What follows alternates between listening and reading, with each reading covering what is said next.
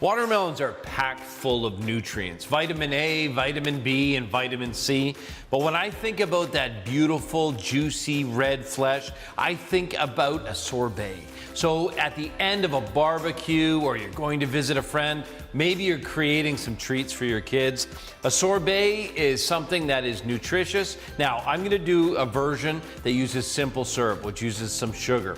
But watermelon are so sweet that you can actually make it by just pureeing the pulp and using that beautiful fresh sweetness. So the first thing I want to talk to you about is selecting a watermelon. You can see as I roll this one back, you have that creamy yellow spot. And that spot on the bottom of watermelon tells you this was ripened in the field, which means it's going to have the maximum amount of sunshine, which means a maximum amount of sweetness and flavor. The first thing I'm going to do is slice it in half and then begin to harvest all that. And I'm going to do something cool. I'm going to keep half of this smaller watermelon and I'm going to put the sorbet in it and freeze it in the freezer. It'll make the perfect way to serve it.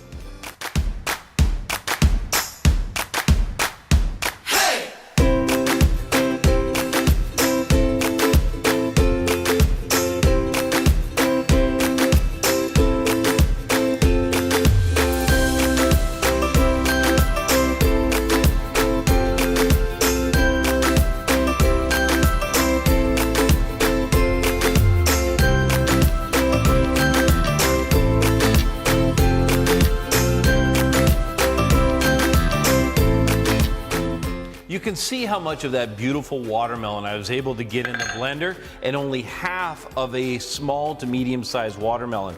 Now I've cleaned out the entire inside, and I'll just take and nick a little bit off the bottom. When I do, I'm going to give myself, I did it on a bit of an angle so it would tip forward, look at that.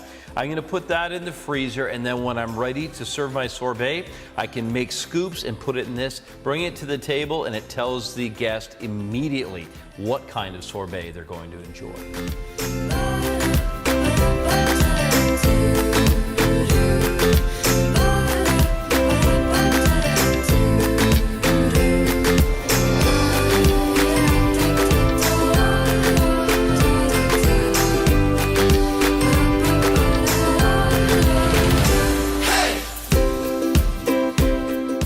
With the watermelon puree chilled in the refrigerator and my simple syrup down to temperature, it's time to bring those two things together. Now I'm going to be pulling this sorbet together with an ice cream maker or sorbet maker.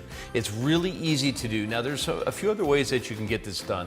You can line it out in a pre-chilled sheet and scrape it up like a granite or a granita. But if you really want the texture, an ice cream machine or a sorbet machine will really get the job done right. So let's get started.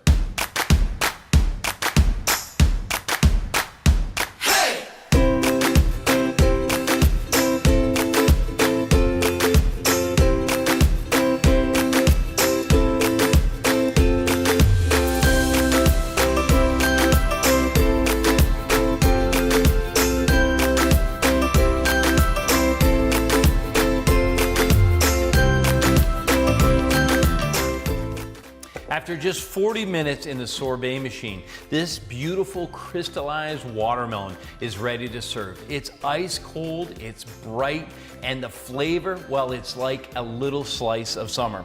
The other thing that I did is I've got this half watermelon hollowed out and it's frozen. So when I fill that full of the sorbet, I can send it to the table. It'll hold it longer.